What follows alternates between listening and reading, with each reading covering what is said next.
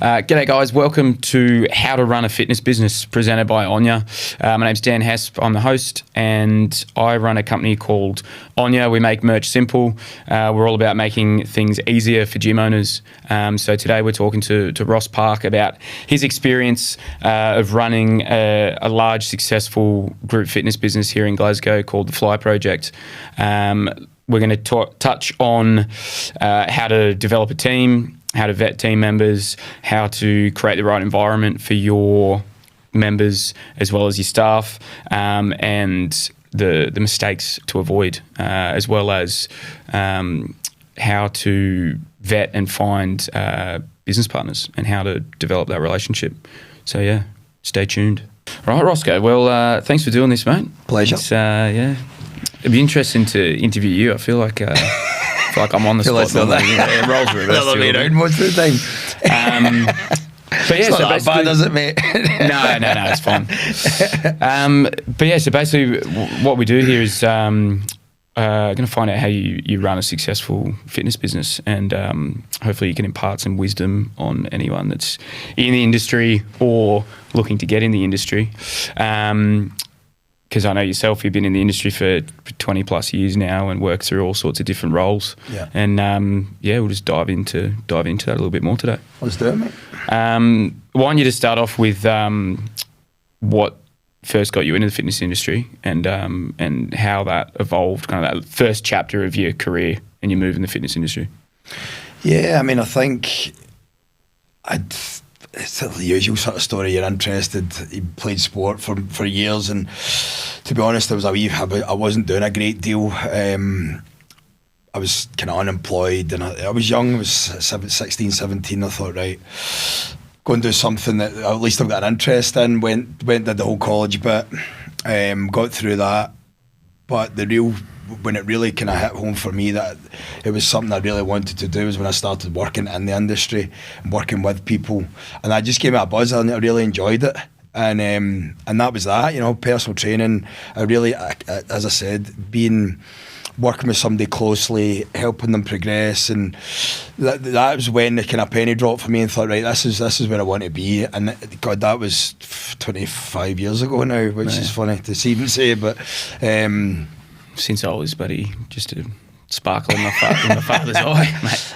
But yeah, it was very much that, the interest was sparked when I got into a gym and started working, and mate, so that was the sort of start of it. Yeah, nice. And I know from knowing you personally, I know you started in the Nuffield, or was it even called Greens or something back then? I think I'm too young. Yeah, I mean, that was before that. I mean, I was down in Ayr. Worked in a couple of places down there, Bannatynes for a couple of years, then moved to Glasgow about 18 years ago and started my own business. Personal training. It was Greens at the time.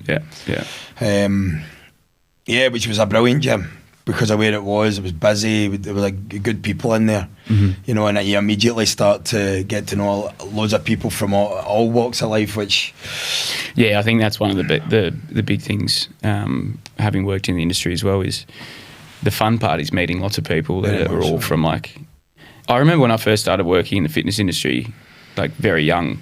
You'd meet you'd put people on a pedestal in society, like a doctor or something like that. You're oh shit, geez, they must be smart. But in the gym, everybody's on that level because everyone's you kind of get to know people rather than their title or who they are or whatever. It's kind of you meet them on a personal level, and everyone's on the same playing field. It's we're all here sweating, blowing out our ass, dying. So then what was the first step into the business you've got currently, the Fly Project? Me and a good mate of mine, I've been personal training for years at that point, and I just had a desire to go into group fitness. I liked the buzz I got from it, the buzz people got from it.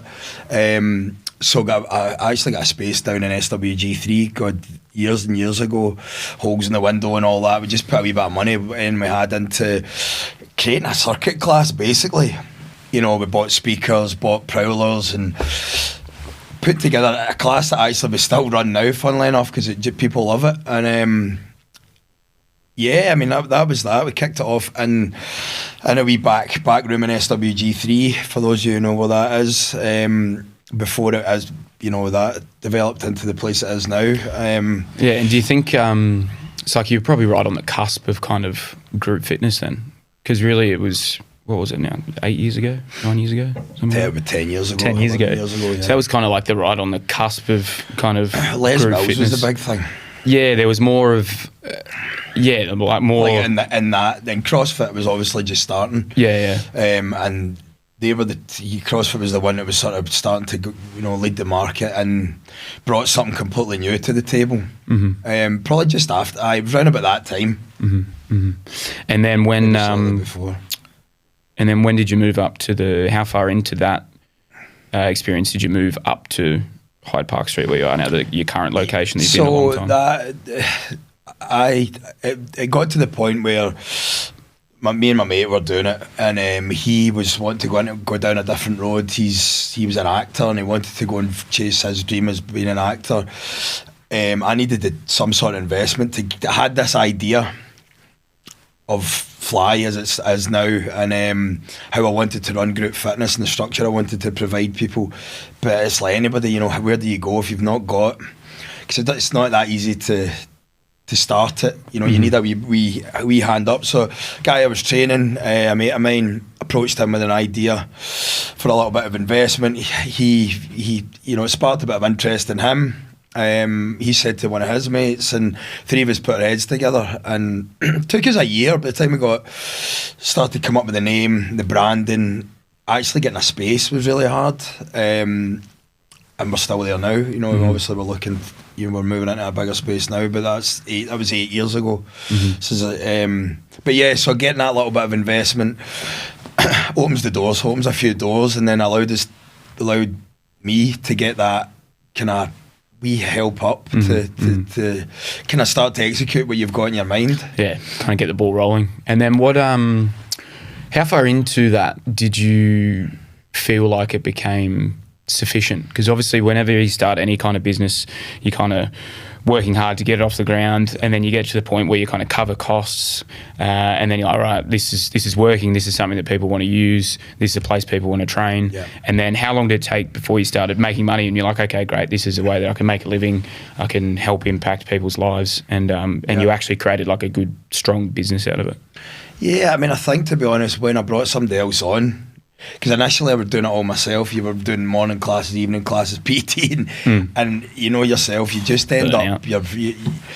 So I brought just one of my mates. I'd worked with him previously. He'd shown a lot of interest, wanted to get involved. He came on board as a kind of manager, but we're working together on it, and that allowed us to accelerate because it was nice to have two people, shared the same passion for it.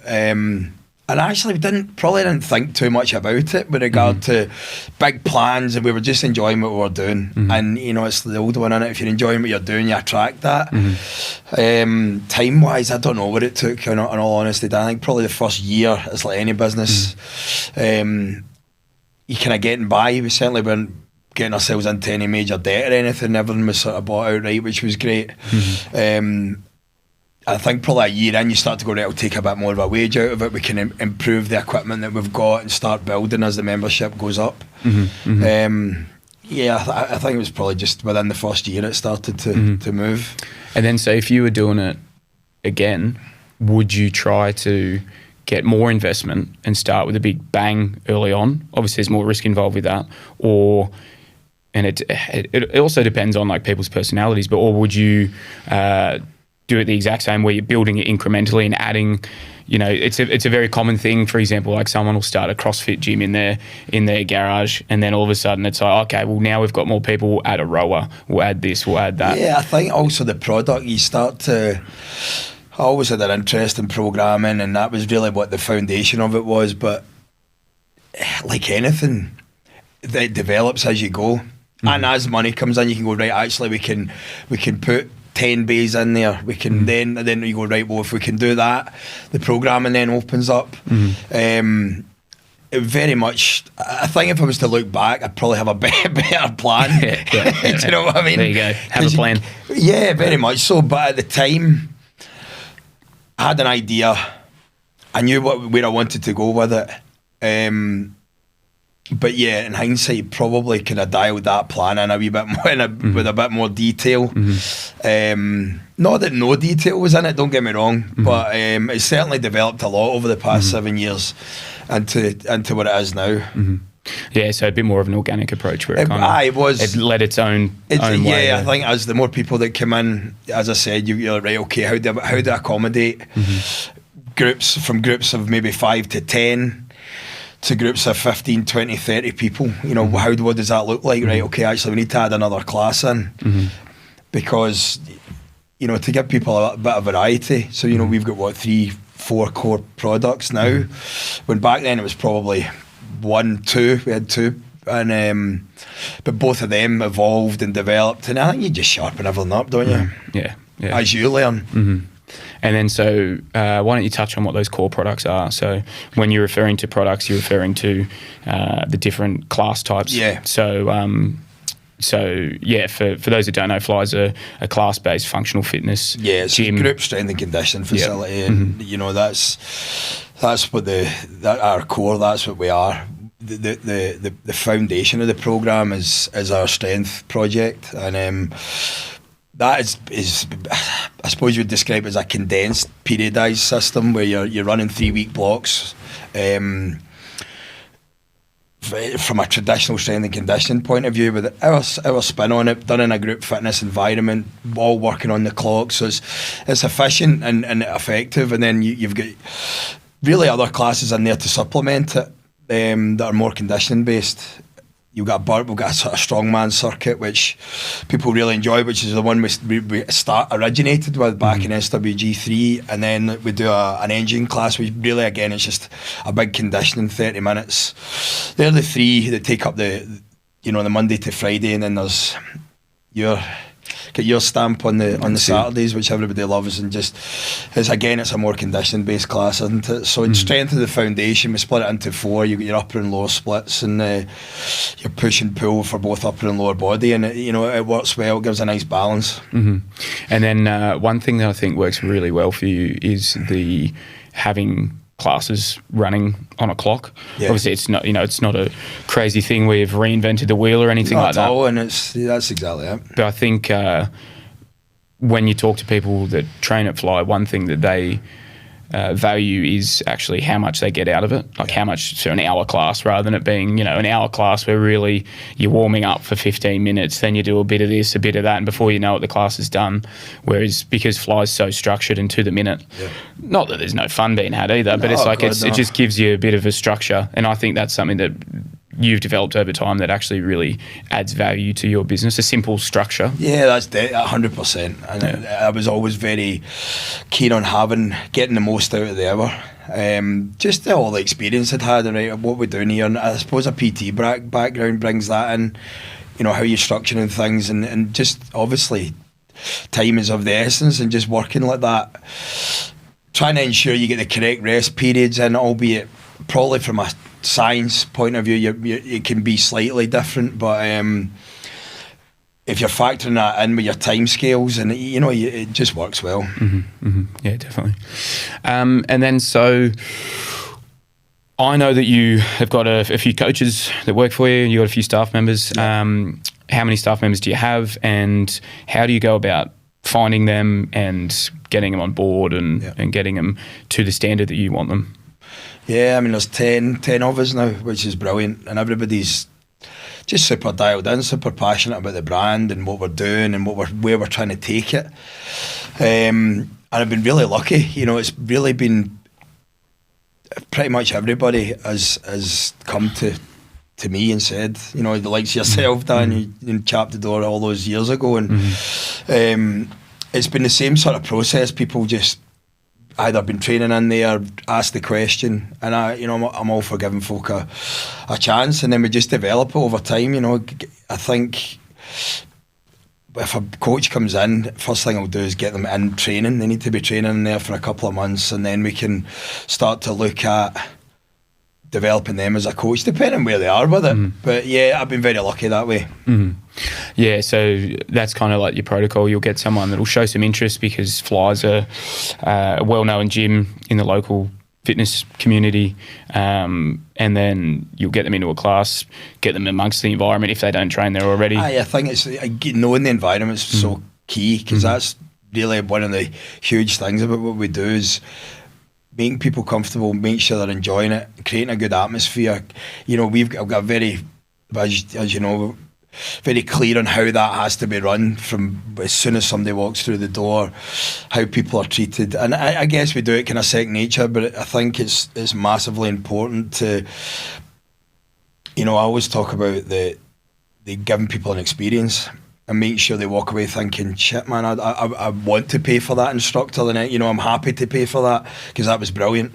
And it's getting for new coaches, getting them into that mindset of realising what we're all about in that respect, which people pick up quickly. But it's nice for new coaches to get in, train, get a feel for the programme, and feel how it you know, it runs, and do that consistently for a period of time. And I'll just work with them, and we all do, you know. And when they're ready, we do a bit of shadowing for, it can be a couple of weeks, it can be a couple of months, and let them develop confidence, and I'll get out the road and let them do their thing. So again, that's evolved. You know, I think initially I didn't have a huge plan around it. It was quite organic, but it's nice to have a structure to it, especially with growth in mind.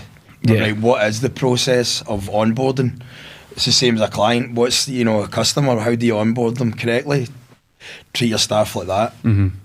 Yeah, no, absolutely. And I think you're right. As you look to grow, obviously there comes a time in most businesses where there's, you know, across all industries, and especially it's very evident in the fitness industries, where you're working, you know, the classic, you're working in your business rather than on your business.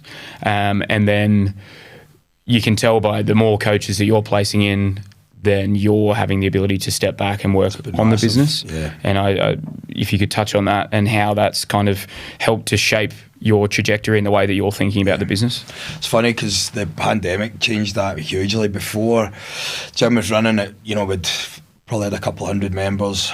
So we're doing, it was in a good place, but I was PTing as well, and both being my old business partner David, we were both doing the same. You were in there 40 plus hours of coaching, which was brilliant, but the gym was just running well. There was no real forward thought, like because you didn't get a chance.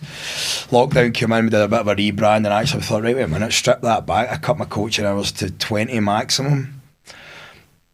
And obviously we had to rebuild, like everybody did. Most people did, certainly. But it gave me the chance to cut the hours down, bring people in to accommodate, you know, giving me the time to plan for the future. Right, how do I make the brand better? How do I make the product better? Service better? Where am I going with this? Where does it need to? Where do I want it to be? And if you don't give yourself that time, it's difficult to. But I do. On the flip side of that, you need to be earning money. So yeah, you have to be doing a bit of both. But it was nice to sort of take not a step back. It's the wrong word. Is from coaching. More from coaching, just to focus on the product. Yeah, absolutely. And I think it's probably a point where everyone gets that point at a stage in any business where they go from working in the business to working on the business, and then that's where you see a lot more growth. You're going to have the ability to step back and go, right, this is working, this is not working, rather than kind of, you end up just wallpapering over cracks type thing. Totally. When you know, very much getting the right people, but you're only as good as your team at the end of the day, and being able to trust the people that are in there. So you don't need to be in there on a, you know, whatever days you choose not to be in there to do meetings and, you know, work on the business. But if you can't kind of detach yourself a little bit and trust your product and the people that are delivering it, it's difficult. So it's finding a way of managing that, because I know probably most business owners struggle with that. Right, this is mine. I maybe feel people aren't going to do it to the same standard, but you need to give people a chance to do that. And how did that go for you? Was it difficult at first to you know, let go of the reins a little bit, knowing that, you know, it might not run exactly how you want it to? And is there a point where you kind of, you you don't settle, but you say, okay, well, it's 80% of what I want there. That's fantastic. That's enough, rather than trying to push for that extra 20% of perfection. Definitely, and I think if you got to give people the time to make the classes their own, to put their stamp on how they're coaching. I think if you've given the structure, right, this is what's expected, this is how it needs to be done, this is what the detail in the programming, this is how it should be delivered, then you can only do that. The product is there, it's then up. You got to let the coach run with it for at least a few months before they start to bring their own personality to it. It takes a wee bit of time. But yeah, you have to accept that initially that won't be exactly how you would do things. You go, right, just take a wee step back, let them do their thing, and it ends up in the right place. Just trusting it. Yeah, absolutely. One thing I want to touch on is what do you think is your unique selling point? I've got my idea, being involved with the business. I think it's like the community and the culture, which is a very intangible thing, and you can't really. It's a hard thing to explain and a hard thing to kind of you can't write it down. No. Having said that, can you explain it? Well, I think if we're talking about that, the environment you create, and that's the only way of doing it, is having a bit of structure about how you create an environment. We know as soon as somebody walks in the door, know who's coming through the door, know who's on the class lists, make sure you know their name, or at least make an attempt at that, because I know it's difficult to, but make sure the music's on, right levels of music, just make people comfortable, explain what's going on, have fun with it. God, if you're passionate about it and you love it, that should come as second nature anyway. But I think having a little bit of structure into how you create the right environment. I remember talking to a mate of mine. He ran a successful pub for 20 years, and there was always a good atmosphere in it. And I remember talking to him about it. He spent hours and hours and hours on playlists and music, and he said, you want music that's there. It's like totally different in Fly, because the music's very right there. Aye. But yeah, and when you're in his pub, it was always a nice atmosphere, but that was created by the music that was there, but you didn't really notice it, if that makes sense. But he spent a lot of time on that, on creating the correct music, the correct playlist to ensure that people felt comfortable, but it wasn't like anthems all the time. So it was just interesting that was a long time ago, talking to him about it, and it was something I was very big on, is making sure the environment's correct and the music's right at the right levels, and we use the music to enhance people's experience.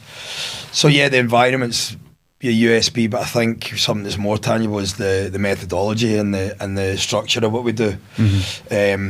You're not reinventing the wheel, but you got to take what you've learned over 20 odd years and put it together, and that's what we've done with the system. So I think that those two things are definitely the standout. Another thing I want to touch on was, so you're in the process of moving. So you've been in this facility for 8 years now, and you've 8th year, and you're in the process of moving. Could you touch a little bit on that journey? Because having kind of like, I've pulled back the curtain. I know what the journey's been like. It's been a fucking hell of a journey, and as well as like it's a testament to yourself, like your persistence to keep pushing and make sure it gets over the line. It would have been very easy to just go, oh, this isn't to be. I can just have my business running here. But obviously, you're clearly in a growth mindset at the moment, and you want to push and you want to expand. But yeah, so if you could touch on that, maybe go into a few details about how you actually went about finding the space, because I think that's, like you said, it's a thing that is very common with fitness businesses, whether you're a functional fitness studio, a spin class, a yoga studio, whatever it is.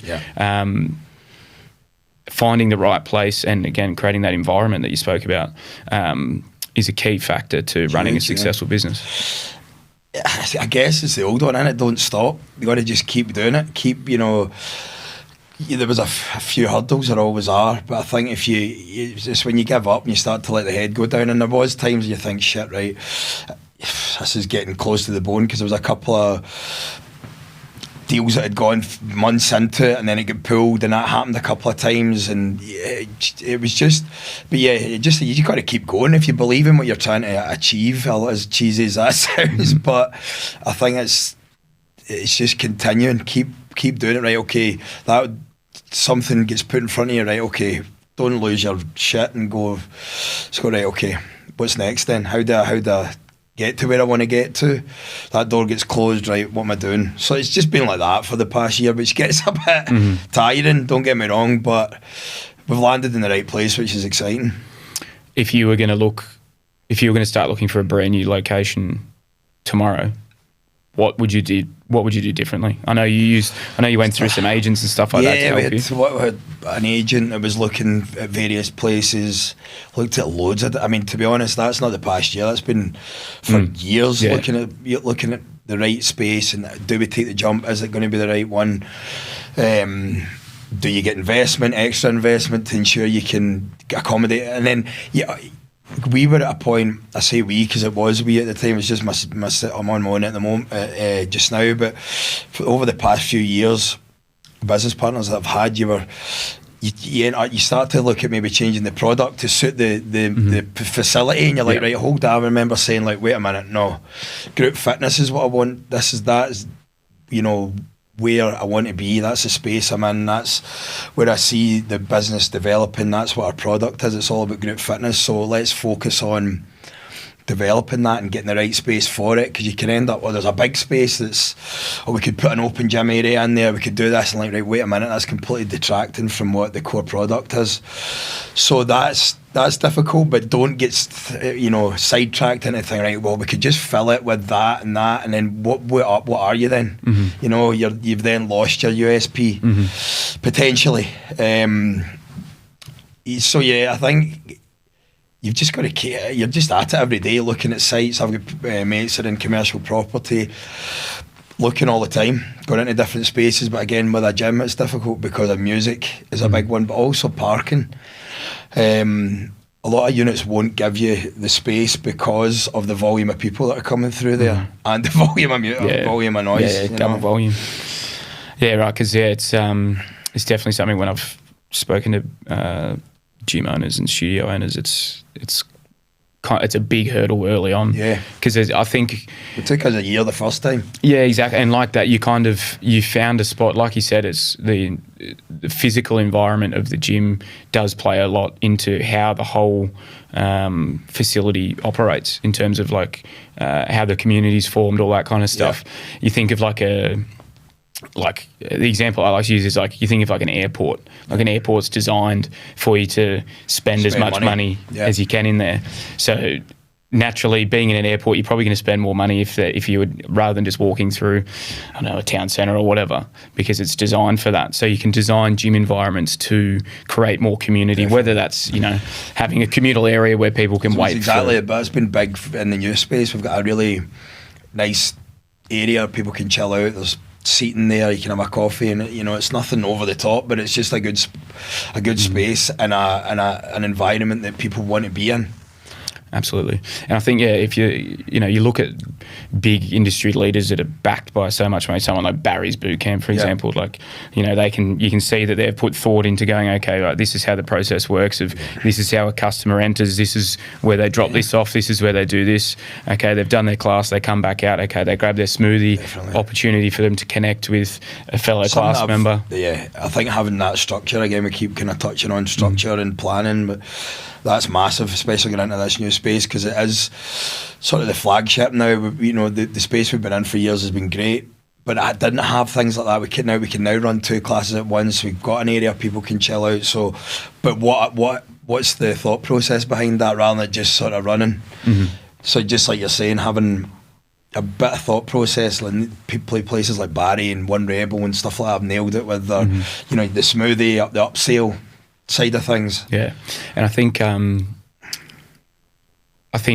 going back to you touching on how you find it difficult to find a place, a location. I think early on it's kind of a bit of a chicken and the egg, where you need to find a space to start, to get things moving, and you kind of work your product around the space. Yep. But then when you evolve, you can evolve into a space and the space can help dictate your product a bit more. Definitely. 100%, and that's very much been the challenge, because to be honest, even up until the beginning of this year, it was still I had a space that fell through that was, it accommodated the product, but it wasn't bang on. It wasn't exactly what we wanted, and prior to that, another one that could have been a really cool space, but again, you're trying to mould it, the product a little bit to fit. Whereas luckily, again, there is a big part of luck, to be honest. But I suppose, there's always an element of that if you keep at it. But the space we've got now is ideal for the product, which is brilliant. You don't need to tweak it in any sort of way, and it fits well. But again, that's sometimes you have to just roll with it and go take something that's not quite perfect. Yeah, absolutely. One thing as well I wanted to talk about was business partnerships and developing businesses and how you've grown to this point. Like I said, you mentioned early on that you've had investors early on. Yeah. Now at the moment you're working by yourself. If you could just talk through that journey a little bit and how you're moving forward. It's been sort of 8-9 years of having 5-6 different business partners, and it's just been a really interesting one because everybody's been so different. I've learned a hell of a lot. I think definitely if I was to do it all again, it's been very clear on what the roles are. If you're going into business with somebody, what are your roles? You could define it clearly. If you're talking about investment or percentages, don't sell yourself short. Make sure you value what you're doing and look ahead at where you want to be. And bringing in somebody that's got a different skill set that can bring something, if that's the road you want to go down. But it's just been very clear at the start on boundaries, rules. Not rules, roles is a better word. Guidelines, kind of. Guidelines on what you're bringing to the table and have a structure. Again, using that term, but very much. Because don't get me wrong, it was a lot of fun, and everybody that I worked with was brilliant, and everybody brought a lot to the table. We worked well together. One left, another one come on, and that sort of evolved. And in the beginning of, when was it, last year, that I ended up just taking it back, full ownership. But again, I suppose I'm ready now to do that. As I say, I learnt a lot from my last business partner. That didn't quite work out, but just because I suppose I'm the one who created it, and I'm very confident and clear on where I want it to go. And ultimately, other people have got other things going on, which is it's just the way it works. Yeah, and do you think you developed the confidence to be able to just kind of grab it and go by having those business partners? Do you think it definitely kind of gave you a bit of a leg up? Grow with it and learn, because I was very much a coach. I love coaching.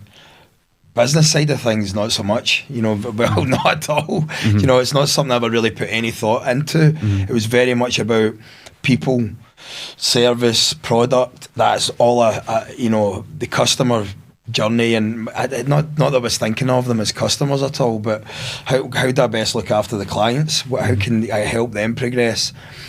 And over the past few years, it's very much helped me learn about, how do you really put that into, make it a proper business and grow? Because I want to take it across the UK, but you need help with that from a business point of view, and I've been lucky that worked with people that have done it with other companies, and that I've learned from that.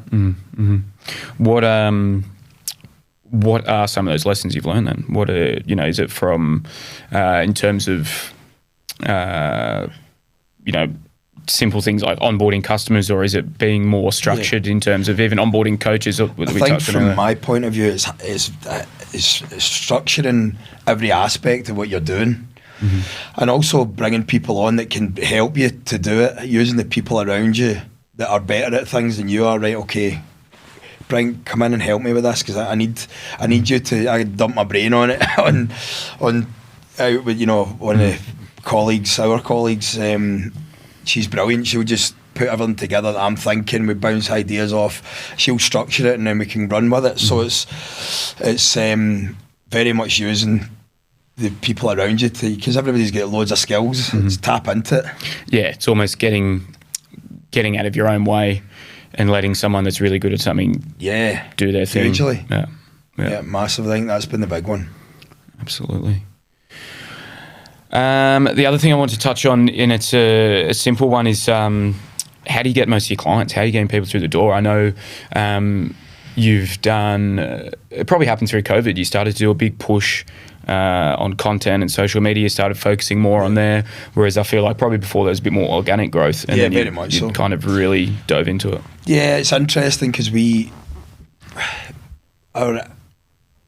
from a financial standpoint, we don't spend a massive amount on paid. Actually don't spend anything on paid advertising, but we put a lot into the content. That's where the most of the spend goes.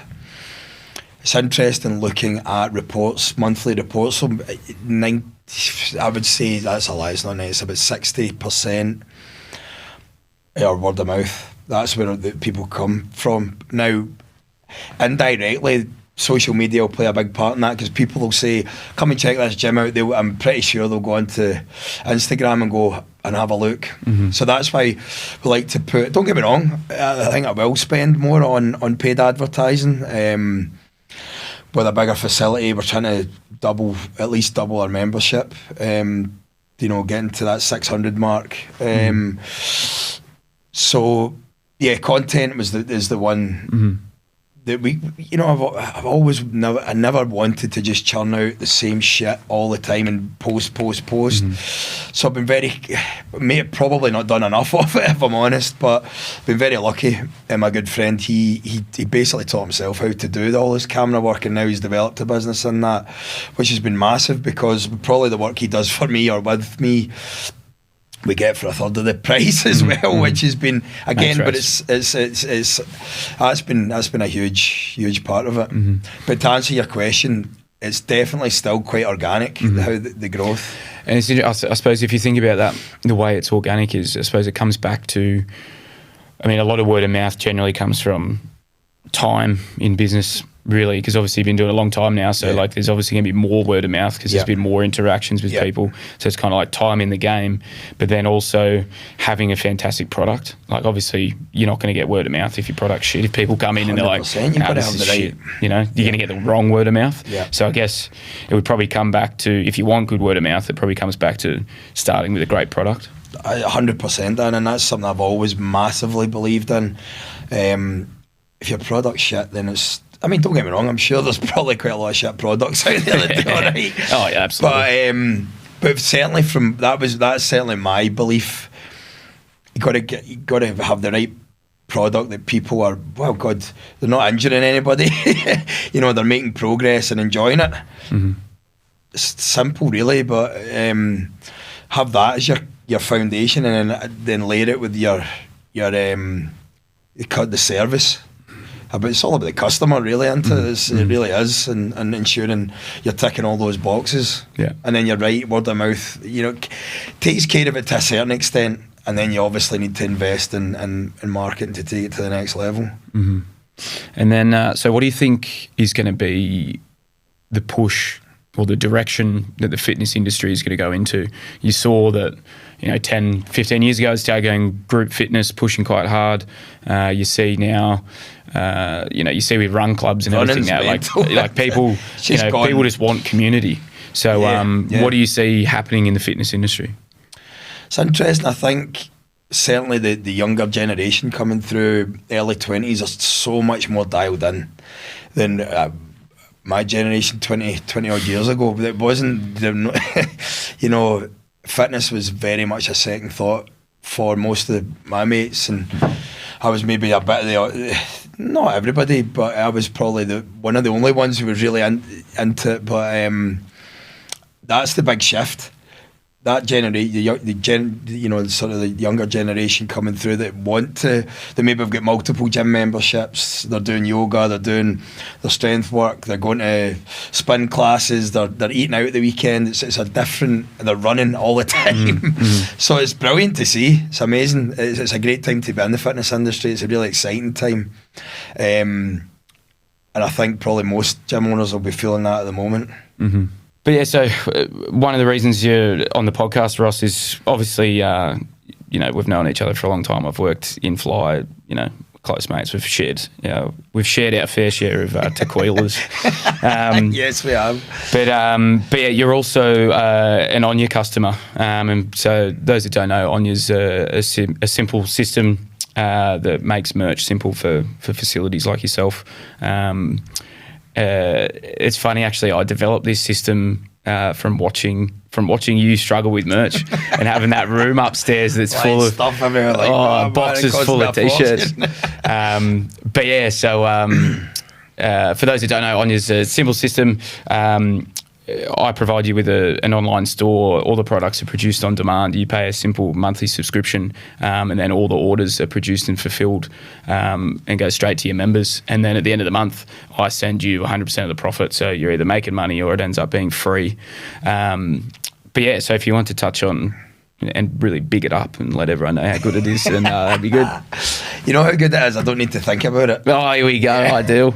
That is genuinely because good. I don't need to even think about it. It's like it's taking out the equation when before you're like, right, need to put orders in, get them. I mean, the amount of fuck ups with excuse my language, but just daft things. You order 100 tops, and maybe the printing's not quite right, or you don't sell them. People that say they're going to buy them, then you end up sitting with 50% of your stock, you're out of pocket. That's probably the big one, really. Yeah. Is investing in stock and having to sit on it, especially when you're a small business, you're trying to grow, and you think, but I think merchandise can be very, very lucrative if you do it right. And having a system that really takes care of itself. What's been great is, I say to you, what about this design? Right, send you it can be on the website that day. Yeah, I think and people, it's very efficient, and it takes the thought completely out of it, and it works well for the customer. They just jump on, plugs into the website, zero hassle. Yeah, perfect. Love to hear it, mate. Thank you so much for being the first guest on the podcast. So but yeah, if anyone wants to check out the Fly Project, then get yourself down there, keep an eye out for the new location and get yourself down and get amongst it. You'll not miss it with a big fly. Yeah, no, you won't miss it, buddy. No chance you're missing that thing. Perfect. Thanks, mate. No, pleasure, mate.